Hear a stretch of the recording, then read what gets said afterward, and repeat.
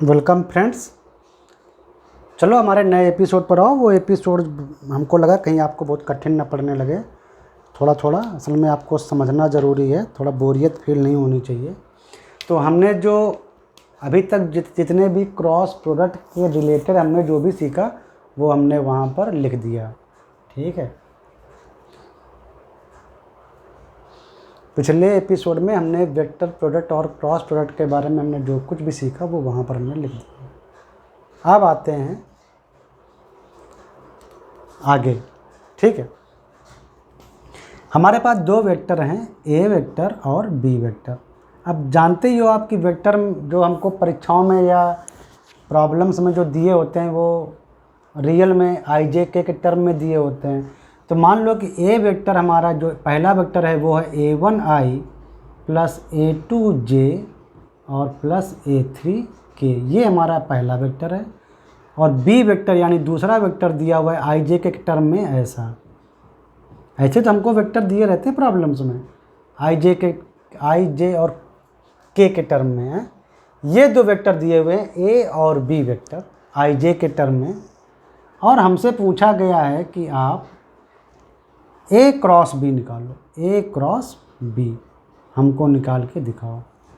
तो very good, हम कुछ नहीं करेंगे, हम ए लिखेंगे। ए की वैल्यू रखो a1i plus a2j plus a3k cross b1i plus b2j plus b3k। हमको पता हो गया दोनों वेक्टर जो हमको पता थे वेक्टर वो हमने लिखे।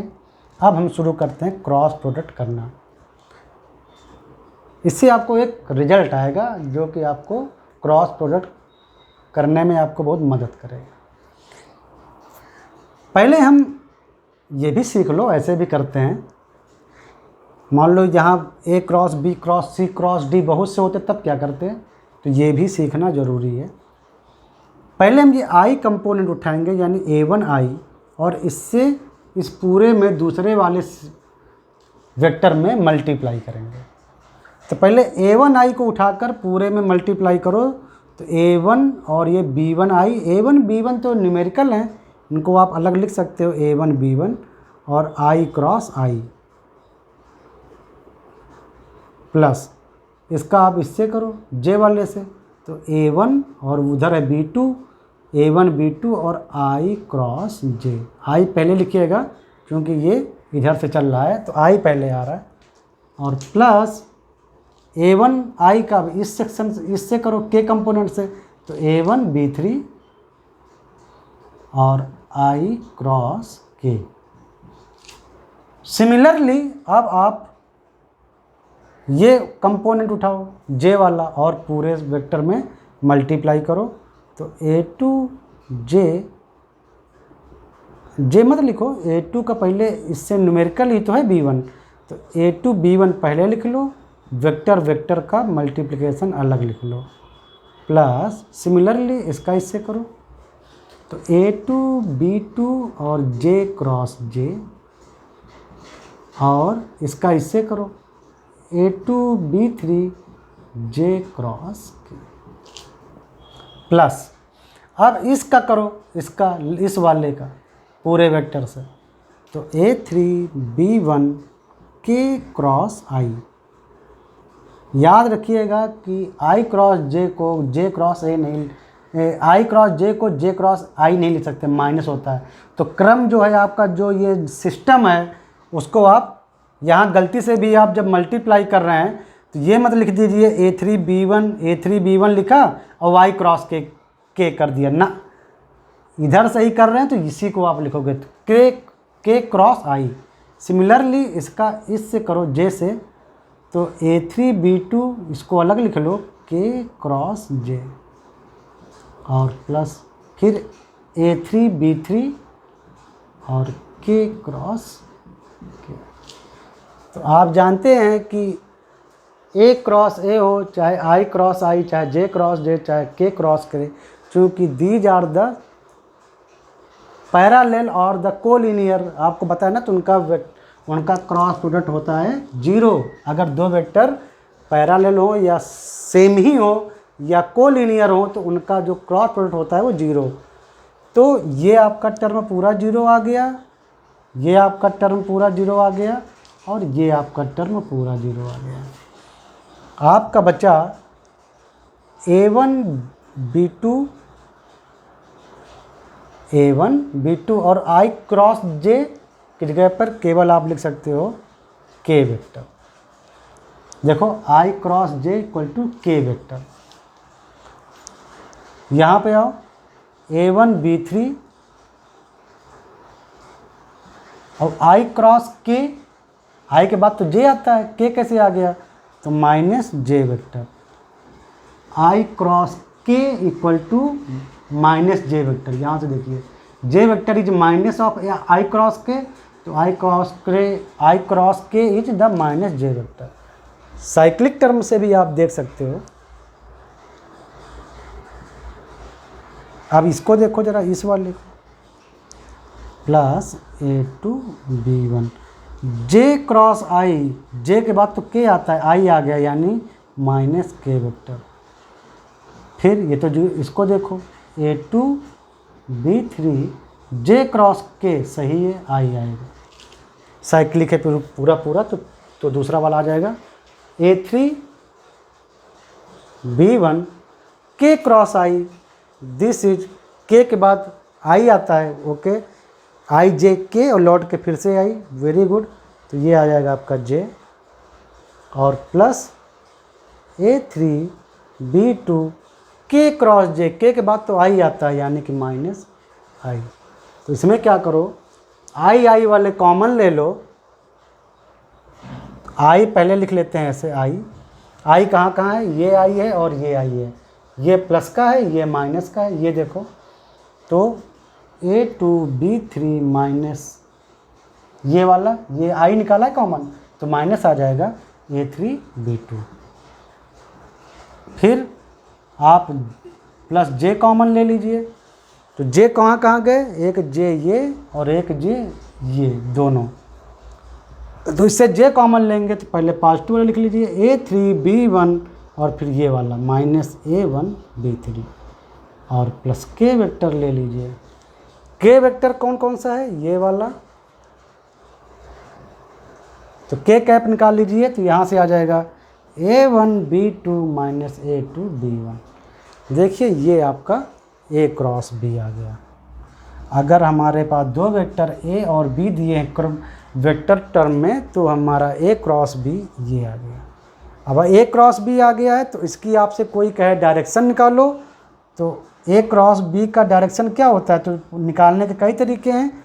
अगर आपको दोनों के मॉड और एंगल पता है तो आप वैसे निकालो, हमको तो पता नहीं है उनके बीच का एंगल, तो किसी भी क्रॉस प्रोडक्ट का डायरेक्शन आप अपने तरीके से, वही पुराना वाला तरीका कि वो वेक्टर लिखा A क्रॉस B खुद में एक वेक्टर है और फिर A क्रॉस B का वेक्टर का पूरे का मॉड। तो देखिए आपका A क्रॉस B वेक्टर ये आपको मिल गया फाइनल।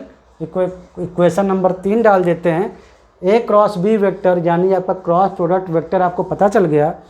I J K के टर्म में लिखा हुआ है, I का कंपोनेंट ये, J का कंपोनेंट ये, K का कंपोनेंट ये। तो जब आपको A क्रॉस B यानी कोई वेक्टर आपको मिल गया प्रोडक्ट वेक्टर, तो कोई इससे डायरेक्शन पूछे तो इस वेक्टर का मॉड, तो इस वेक्टर का मॉड क्या होगा, A क्रॉस B।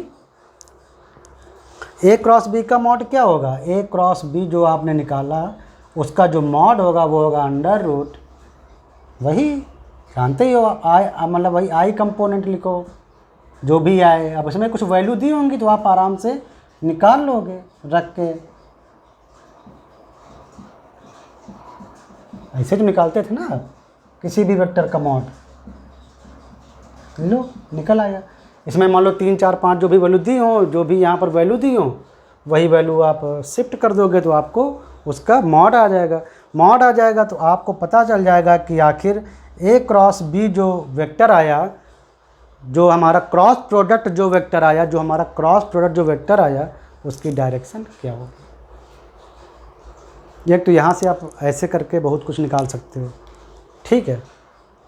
वही एन कैप यहीं से सीधा इस तरीके से भी निकाल सकते हो जब आपको एंगल बीच का नहीं पता है। वरना अगर एंगल पता होता तो सीधा उस फार्मूले में रख देते A cross B equal to A mod B mod. देखो ए मॉड यहाँ से निकल आता, इसका वही अंडर रूट करके बी मॉड यहाँ से निकल आता। ए क्रॉस बी आप निकाल ही चुके थे, ए क्रॉस बी आप अभी निकाल ही चुके थे, तो आपको ए क्रॉस बी पता था, ए मॉड पता था, बी मॉड पता था। कहीं आपको बीच का एंगल पता हो तो साइन थीटा निकल आएगा, तो डायरेक्ट आपका यूनिट वेक्टर यानी कि क्रॉस प्रोडक्ट का वेक्टर आपको पता चल जाता, जो कि अलग अलग ए और बी पर परपेंडिकुलर है। वो तो हम आपको पहले बता चुके हैं। और अगर आपको एंगल नहीं पता है साइन थीटा तो कोई बात नहीं, आप सीधा पुराने वाले तरीके से निकालिए कि ए क्रॉस बी का जो डायरेक्शन आएगा वो ए क्रॉस बी वेक्टर अपान ए क्रॉस बी पूरे वेक्टर का मॉड, ऐसे भी निकाल सकते हैं एन कैप। तो ये हुआ, समझ में आ गया। चलो आगे चलते हैं। तो मैं यहाँ से अपने काम की चीज़ रख लेता हूँ, बाकी मिटा दूँगा। काम की चीज़ हमको मिली थी यहाँ से, जो कि हमको आगे हमारे काम में आएगी। एक तो ए क्रॉस बी तभी हम निकाले ही हैं, और जो काम की चीज़ है ना वो यहाँ लिख लेते हैं कि हमको और कैसे क्या क्या काम की चीज़ मिली है। तो एक ये भी काम की चीज़ मिली है कि अगर हमारे पास कोई ऑप्शन ना हो तो हम एन कैप निकालते हैं ए क्रॉस बी, यानी दोनों वेक्टर का मल्टीप्लिकेशन अपॉन जो क्रॉस मल्टीप्लिकेशन अपॉन ए क्रॉस बी, जो भी वेक्टर आया फिर उसका मॉड से उसको डिवाइड कर देंगे। एक तो हमको ये मिला, और हमको ऐसे भी निकालना एक आया कि मतलब अगर वेक्टर दिया हो और तो हम उनको क्रॉस प्रोडक्ट करके निकाल सकते हैं अपने तरीके से, सिर्फ सिंपल तरीके से सिंपल अल्जेब्रिक टर्म यूज करके हम क्रॉस प्रोडक्ट निकाल सकते हैं ऐसे करके, जहाँ पर हम आई जे का सहारा लेंगे। आई क्रॉस जे, जे क्रॉस है वही, वो सब हमने वहाँ लिख दिए। अब देखिए, अब हमारा ए क्रॉस बी इतना आया, ए वेक्टर और बी वेक्टर का हमने जब क्रॉस मल्टीप्लिकेशन किया तो रिजल्ट आया हमारा ये A cross B equal to this है। अभी कुछ स्पेस नीचे दिख रहा है, अभी काफ़ी स्पेस है। आपने डिटर्मिनेंट तो पढ़ा ही होगा कभी, मैट्रिक्स डिटर्मिनेंट, या आपने पढ़ रखे हैं अभी कि नहीं पढ़ रखे हैं? अगर पढ़ रखे हैं ना तो मुझे बहुत खुशी होगी। देखो, एक डिटर्मिनेंट ज़रा निकालो ऐसे, जहाँ पर लिखा हो आई जे के, ऐसे लिखो। ए जो A1 A2 A3 लिखा है ज़रा इसको लिखो, अपनी तरफ से मैं बोल रहा हूँ, टेस्ट करो। A1 A2 A3 और बी वेक्टर के कोऑर्डिनेट जो आई जे कंपोनेंट हैं, आई जे और के कंपोनेंट यानी B1 B2 और B3। हमने अब एक आई जे के लिखा अपनी टर्म से, अपनी तरफ से है ना, अपनी तरफ से। हम जस्ट इस चीज़ को हम देखना चाह रहे हैं कि ये आखिर चीज़ है क्या। जो हमारा ए वेक्टर दिया था, ठीक है, थोड़ी देर के लिए उसके आई का कंपोनेंट लिख लेते हैं A1, जे का कंपोनेंट A2, के का कंपोनेंट A3, और फिर B1 B2 B3 इसी तरह B के आई जे के कंपोनेंट हुए।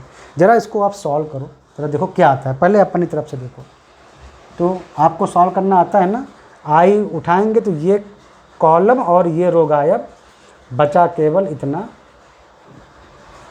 आई उठाएंगे तो ये गायब और ये गायब, बचा इतना। इधर का पॉजिटिव लेते हैं, इधर का निगेटिव लेते हैं, तो A2 B3 minus A3 B2। Okay, ऐसे तो खोलते हैं ना डिटर्मिनेंट। फिर सेकंड वाला लेते हैं निगेटिव माइनस जे कैप। अब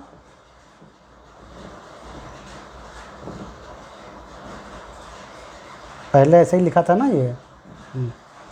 अब जब जे लेंगे तो ये गायब हो जाएगा, ये कॉलम जे से जाने वाला और जे से जाने वाली रो। बस सेकंड वाला निगेटिव लिखते हैं तो माइनस जे कैप लिख देते हैं। बचा क्या क्या? बचा ये और ये B1 B3 और ये A1 A3। ज़रा इसमें ये पॉजिटिव ये निगेटिव, वैसे ही इधर का पॉजिटिव इधर का निगेटिव, तो A1 B3 -a3b1, और बाद में ये तीसरा उठाते हैं k, उसको लिखते हैं प्लस में, और सिमिलरली k का ये और k की रो, k से जाने वाली रो और k से जाने वाला कॉलम गायब, बचा केवल a1 a2 b1 b2।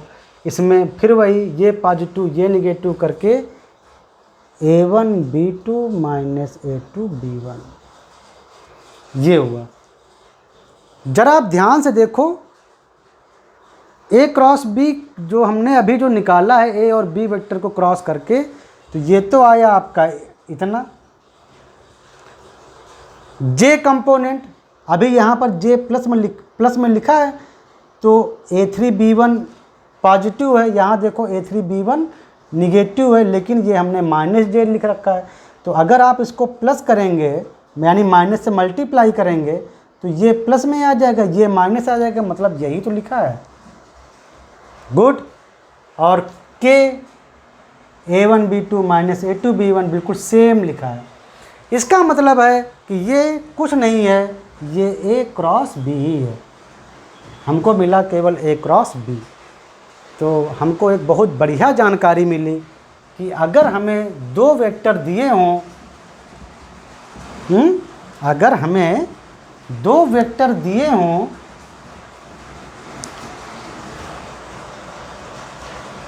a और b, और हमसे पूछा जाए कि इनका क्रॉस मल्टीप्लिकेशन निकालो, तो क्रॉस प्रोडक्ट निकालने के लिए या वेक्टर प्रोडक्ट निकालने के लिए हमको लंबा चौड़ा वैसे नहीं करना है पूरा अलजेब्रिक मल्टीप्लिकेशन। हम सिंपल केवल एक मैट्रिक्स बनाएंगे या डिटर्मिनेंट बनाएंगे आई जे के, एक डिटर्मिनेंट बनाएंगे, उसमें जो पहले लिखा होगा, यहाँ पर a लिखा है तो a के आई जे के कंपोनेंट और फिर b के आई जे के कंपोनेंट लिखेंगे और उनको हम मैट्रिक्स से सॉल्व कर लेंगे, मतलब इसी डिटर्मिनेंट से सीधे सीधे सॉल्व कर लेंगे। फॉर एग्जांपल मान लो ये यहाँ लिखे होते हैं कुछ नंबर्स, जैसे आई जे के, और a1 की जगह पर यहाँ आपका लिखा होता 2, a2 की जगह पर लिखा होता 3, इसकी जगह लिखा होता 4, फिर b1 की जगह लिखा होता 5, इसकी जगह लिखा होता 6, इसकी जगह लिखा होता 7। मान लो ऐसे होता ना, मतलब चलो मैं लिख ही देता हूँ, आपको लिख के ही देता हूँ ना, तो आप थोड़ा a होता आपका 2i + 3j + 4k, और ये होता आपका 5i + 6j और +7k। ये आपके दो वेक्टर हैं और आपसे बोला गया कि इनका क्रॉस मल्टीप्लिकेशन करो, तो आप एक डिटर्मिनेंट बनाएंगे आई जे के, फिर a के कंपोनेंट और b के कंपोनेंट आई जे के वाले लिखेंगे और आप इसको खोल देंगे। तो i लिखेंगे पहले, ये i कैप लिखने के बाद आप ये आप तो जानते ही इसको करना, डिटरमिनेंट को खोलना। तो i से फिर से मैं बता देता हूँ कि i से जाने वाला कॉलम और i से जाने वाली रो हटा दीजिए, बचता है केवल इतना, इसमें इस ओर जाने वाला प्लस और इस जाने वाला माइनस। तो ये 7 × 3 यानी 21 प्लस और 6 × 4 यानी 24 माइनस, और फिर जो सेकंड होता है आई के बाद है वो होता है माइनस में लगाएंगे आप, हैं इसको माइनस करते हैं सेकंड वाले को, तो -j, फिर यहाँ से ये कॉलम गायब और यहाँ से ये रो गायब, j से जाने वाला कॉलम और j से जाने वाली रो गायब, केवल बचेगा 2 5 4 7, 2 5 बचेगा और 4 7 बचेगा। अगेन इधर का पॉजिटिव इधर का निगेटिव, तो 7 × 2 यानी 14 पॉजिटिव और 5 × 4 यानी 20 निगेटिव, और फिर लास्ट में आपका बचेगा k, उसको पॉजिटिव लिखते हैं, k से कॉलम गायब, k से रो गायब, ये बचेगा 6 × 2 मीन्स 12 और 5 × 2 मीन्स 15। तो मीन्स आ जाएगा टोटल -4i और ये +6j और ये -3k। ये आ गया आपका a क्रॉस b, ये है आपका a क्रॉस b, यानी इन दोनों वेक्टर का क्रॉस मल्टीप्लिकेशन। अगर आपसे पूछा जाए कि इस क्रॉस मल्टीप्लिकेशन से जो वेक्टर मिला यानी ये एक नया वेक्टर मिला आपको, इसका नाम आर कैप। तो इस वेक्टर की डायरेक्शन यानी एन कैप, जैसा कि हमने वहाँ बोला है कि एन कैप, या ये कह सकते हो कि वो वेक्टर की डायरेक्शन जो ए और बी दोनों पर परपेंडिकुलर हो।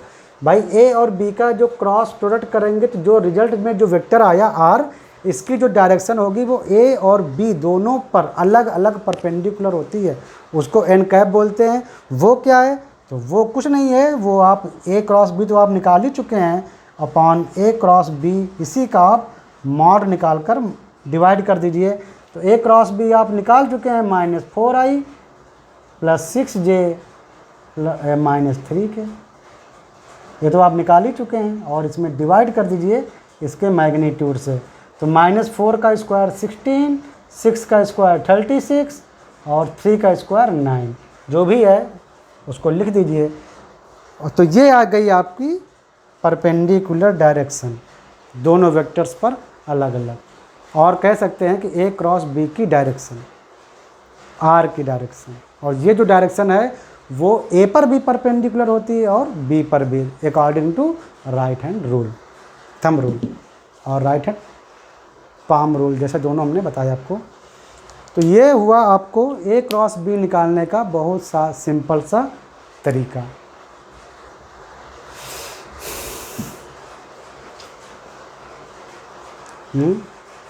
समझ में आया अच्छी तरीके से? आई थिंक अच्छे से आपको समझ में आ गया है। तो ये हमको बहुत अच्छी जानकारी मिली।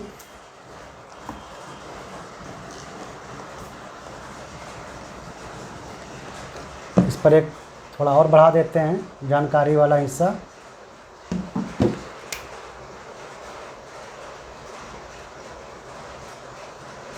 नंबर 10,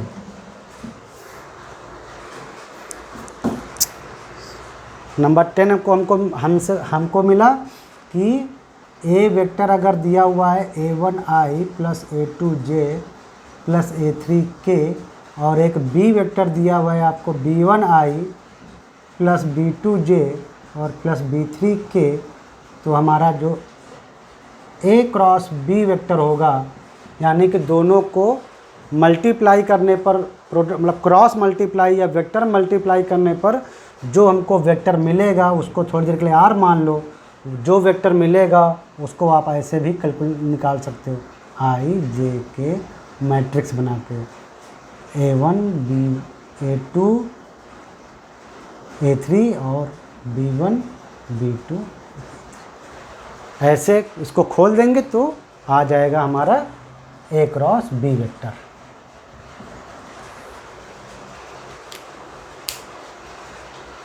अब जो भी आगे और हम देखेंगे, जो भी हमको जानकारी मिलेगी।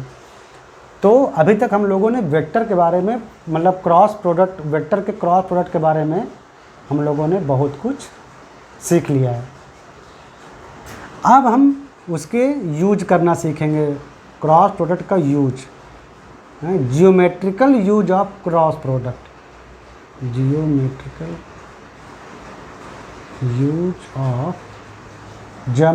यूज ऑफ वेक्टर या cross product.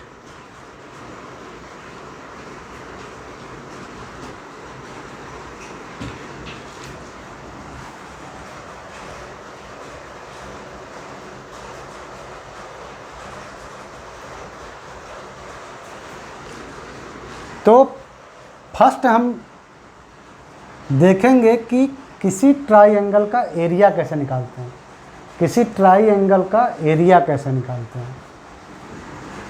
Number 1,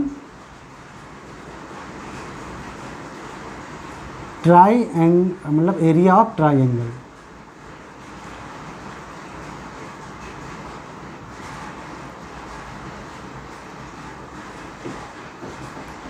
area of triangle, किसी ट्राइंगल ज्योमेट्री जो कि वेक्टर्स से मिलके बनी है उसका एरिया कैसे निकालते हैं।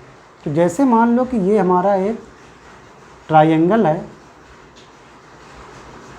और ये हमारा कोई एक पॉइंट है ए, इसको नाम दे दो बी, इसको नाम दे दो सी।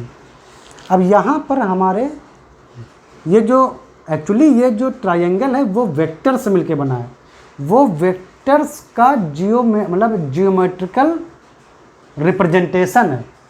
ये जो ट्रायंगल है वो वेक्टर से मिलके बना है और इनकी जो लेंथ है, ट्रायंगल की जो साइड्स हैं उनकी लेंथ जो है वो उसी वेक्टर्स का मैग्नीट्यूड है। तो हमें उन वेक्टर से बने इस ट्रायंगल का एरिया निकालना। तो ये जो ए बी वेक्टर है, ये जो बेस वेक्टर है मान लो इस वेक्टर का, वो मान लो ए है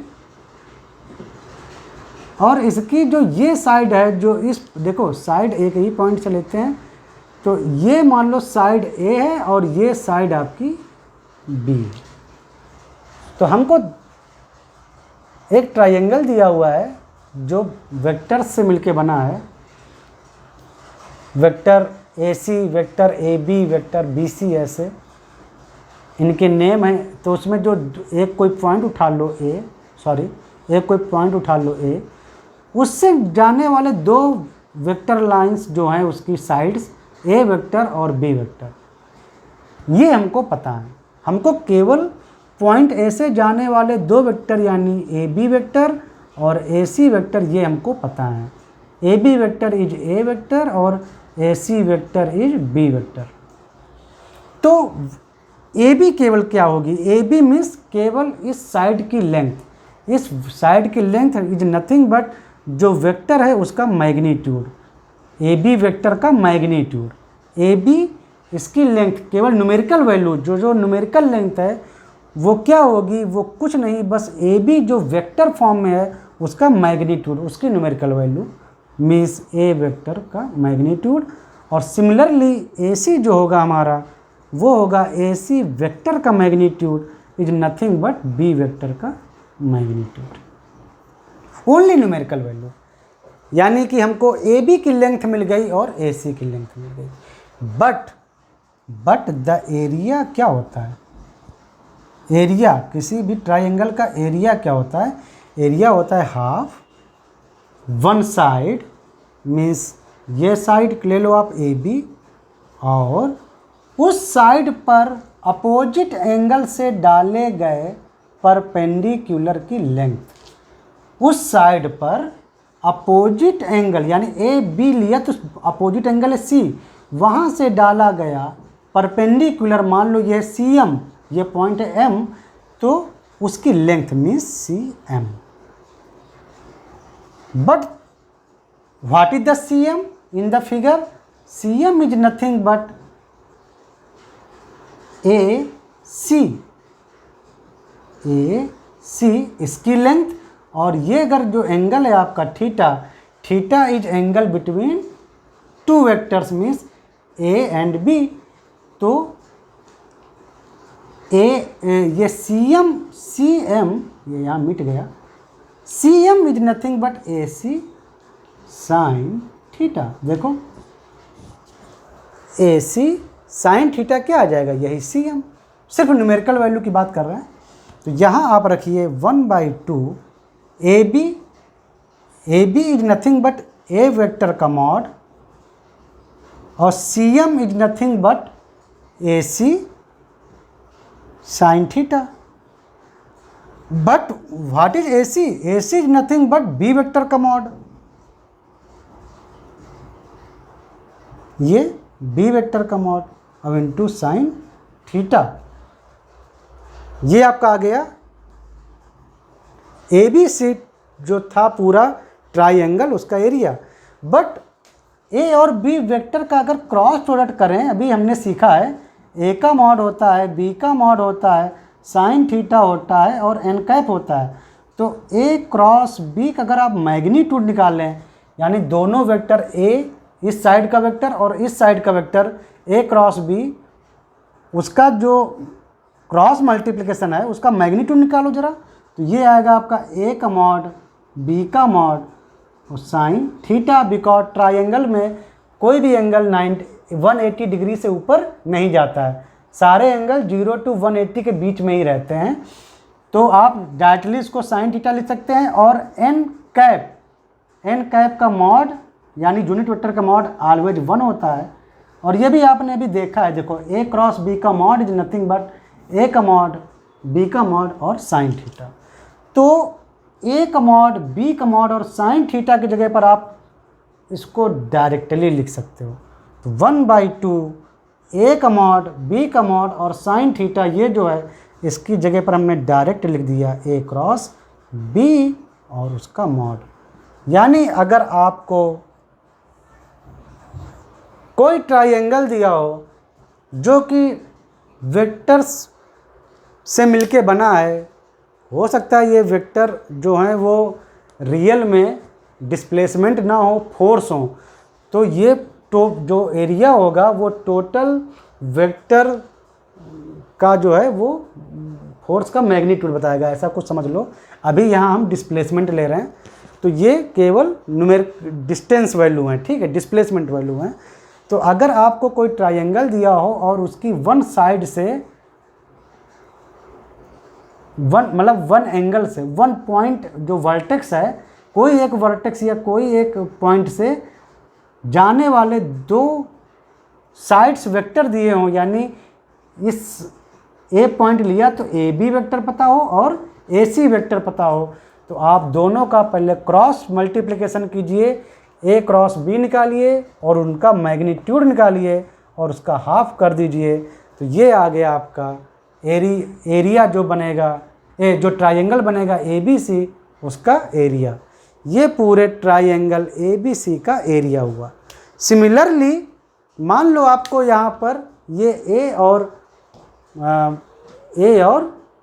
बी न पता होता, ये आपको इधर से मान लो ये बी पता होता और ये यहाँ पर सी वेक्टर होता, ये सी बी आपका सी वेक्टर होता और सी से ए की ओर ये बी वेक्टर होता, तो आपका ट्रायंगल का एरिया आ जाता 1/2 बी क्रॉस सी, या आप सी क्रॉस बी भी लिख लो, चूँकि हम डायरेक्शन नहीं, हम सिर्फ मैग्नीट्यूड की बात कर रहे हैं।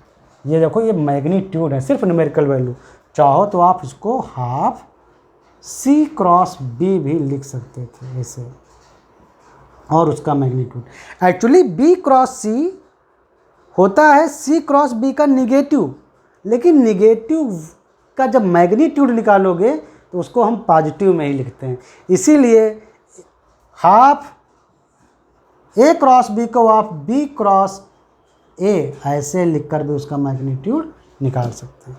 अगर मान लो आपको ये सब ना पते, ये साइड्स ना पता होती, ऐसे हैं, आपको पास ट्रायंगल होता है ऐसे, और आपको बी पॉइंट से वेक्टर पता होते हैं, यहाँ से ये और यहाँ से ये, इसका वेक्टर मान लो होता सी और इसका वेक्टर होता ए, तो आप लिख सकते थे कि इसी ट्रायंगल ए बी सी का एरिया होता हाफ सी क्रॉस ए का मैग्नीट्यूड और इक्वल टू हाफ, चाहे उसको ए क्रॉस सी का मैग्नीट्यूड कर लो। तो वेक्टर प्रोडक्ट का इस्तेमाल हम करते हैं किसी ट्रायंगल का एरिया जानने में, किसी ट्रायंगल का एरिया जानने में, जब हमको उसके किसी एक वर्टेक्स से जाने वाले दो साइड्स के वेक्टर पता हों, दो साइड्स के वेक्टर पता हों, तो सीधे उनका क्रॉस मल्टीप्लिकेशन करते हैं और फिर उनका मैग्नीट्यूड निकाल लेते हैं और उसको हाफ कर देते हैं।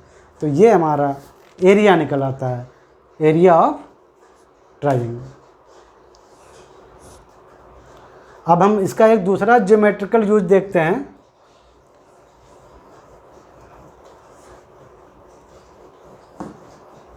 तो हमको मिला area of triangle equal to half, अगर पॉइंट ए लिया तो वहाँ से जाने वाले, मतलब ऐसे ही समझ लो, किसी भी पॉइंट से जाने वाले दो वेक्टर का क्रॉस मल्टीप्लिकेशन करो, उसका मैग्नीट्यूड निकालो और फिर उसको हाफ कर दो। उसको मैं लिखूंगा नहीं क्योंकि बड़ा वो 6 बार लिखना, क्योंकि 3 पॉइंट हैं, उसको 3 बार समझाने से अच्छा कि आप यहीं समझ गए होंगे। रिकॉर्डिंग है आपके पास, आप रिकॉर्डिंग देख लीजिएगा। अच्छा हाँ, एक यूज और देख लो, तो एरिया ऑफ पैरालेलोग्राम, मीन्स समांतर चतुर्भुज का एरिया निकालना। इसको कैसे निकालेंगे, ये देखो ये है हमारा एक, ये तो रेक्टेंगल जैसा लग रहा है,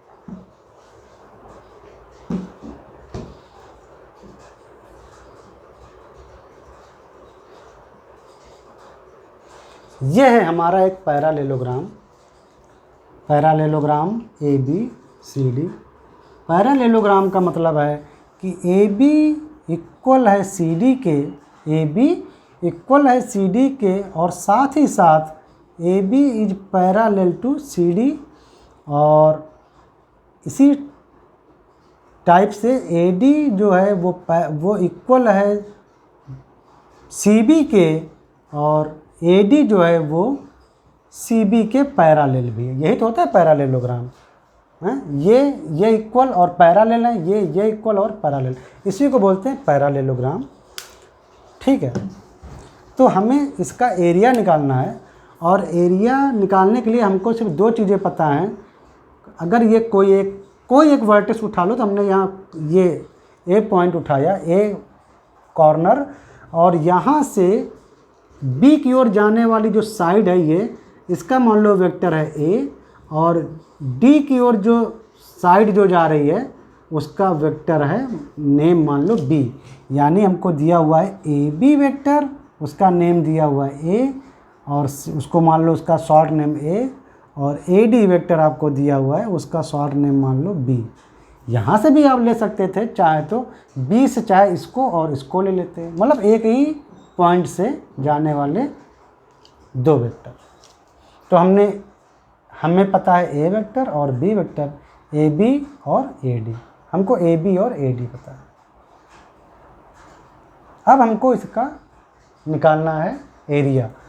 तो एरिया ऑफ द पैरालेलोग्राम, ऐसे मैंने बना दिया, तो इसका मतलब है कि एरिया ऑफ पैरालेलोग्राम पूरा A B C D, area of parallelogram, full parallelogram का एरिया। पैरालेलोग्राम का एरिया आप निकालना जानते हैं, कोई एक साइड, जैसे यहाँ साइड लिया ए बी, और उस साइड के सामने जो, चाहे सी ले लो, चाहे बी ले लो, चाहे डी ले लो, मतलब सामने दो पॉइंट हैं, इस साइड के अपोजिट में दो पॉइंट हैं, एक सामने वाली साइड पर एक सी है और एक डी है।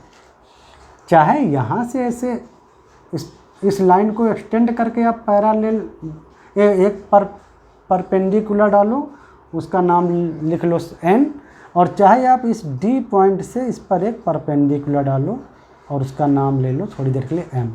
तो अभी हम ये एक ले लेते हैं, यही इसी को ले लेते हैं डी एम। तो एक साइड यानी ए बी, उसकी लेंथ, और इनटू उसी साइड पर अपोजिट साइड में दो जो पॉइंट हैं उनमें से किसी एक द्वारा डाला गया परपेंडिकुलर, उसकी length means D M, A B into D M, A B into D M. A B और डी एम दोनों न्यूमेरिकल वैल्यू हैं, न्यूमेरिकल, डायरेक्शन नहीं आती हैं। तो ए बी क्या होगा, ओनली ए बी, तो only A B is nothing but A B जो वेक्टर है उसका मैग्नीट्यूड। ए बी वेक्टर ये है, तो A B length, only A B length is nothing but उसका मैग्नीट्यूड मीन्स ए का मैग्नीट्यूड, है ना, यहीं से समझ में आया। और डी एम क्या है, अच्छा यहाँ से तुम ए डी निकाल सकते थे, A D length, only numerical value of A D, केवल ए डी, तो ए D is nothing but A D vector का मैग्नीट्यूड मीन्स बी वेक्टर। यहीं से ए डी क्या आता है, ए डी केवल numerical value means A D vector का मैग्नीट्यूड, और ए डी अभी आपने शॉर्ट में बी लिख रखा है, तो बी का मैग्नीट्यूड, बी वेक्टर का मैग्नीट्यूड कह लो। तो डी एम क्या होगा यहाँ से, तो D M is nothing but, मान लो इनके बीच का ए और बी बीच का इंक्लूडेड एंगल थीटा है, तो जरा ये ट्राइंगल देखो ए डी एम, तो D M is nothing but A D sine theta, और A D is nothing but B vector का मॉड, यानी ये जो वेक्टर गया था ए डी उसका मॉड इंटू साइन थीटा।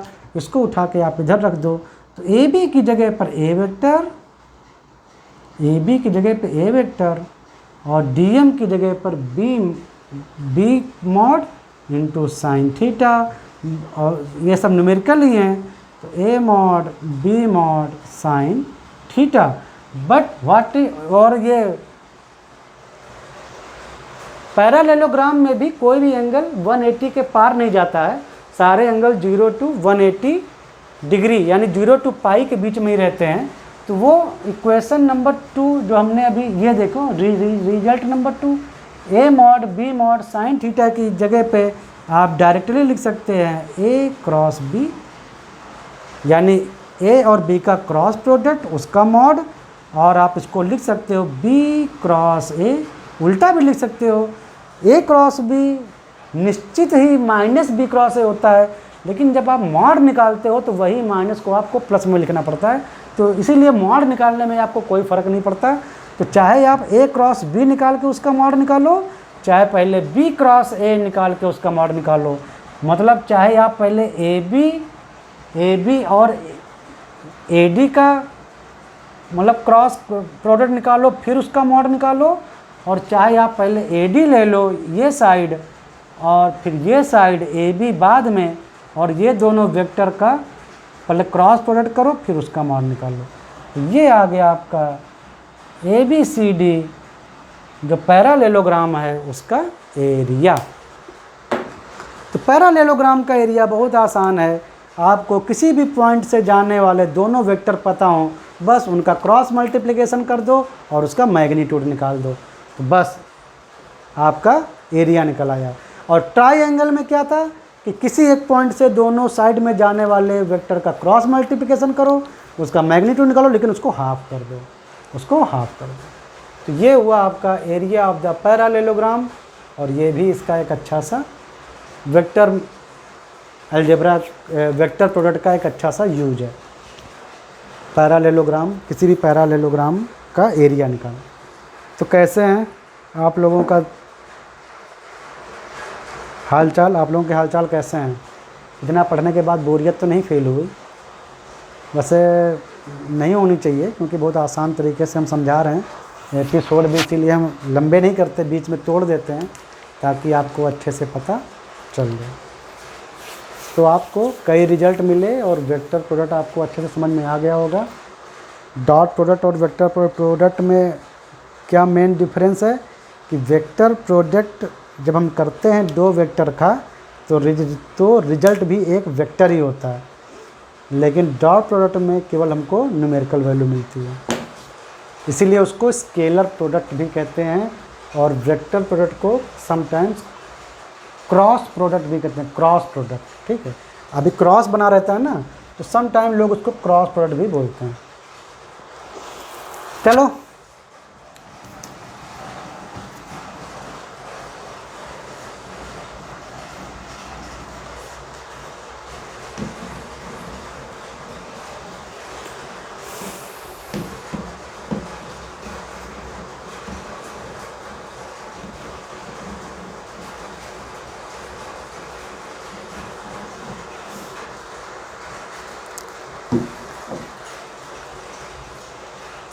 इन पर कुछ एक्सरसाइजेस कर ली जाएंगी जो कि नेक्स्ट एपिसोड से हम शुरू करेंगे। ठीक है, अभी आप इतनी थ्योरी को दिमाग में अपने बैठाएं हैं और एंजॉय करें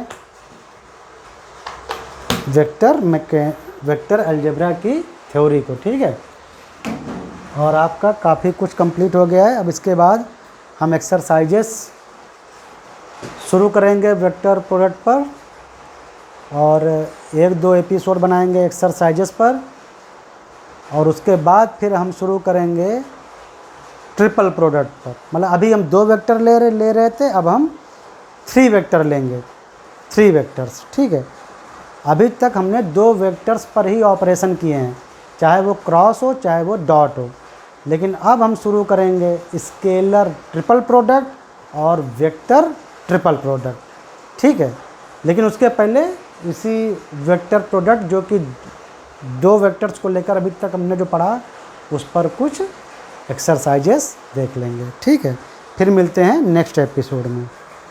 तब तक के लिए टेक केयर, खुश रहिए, बाय बाय।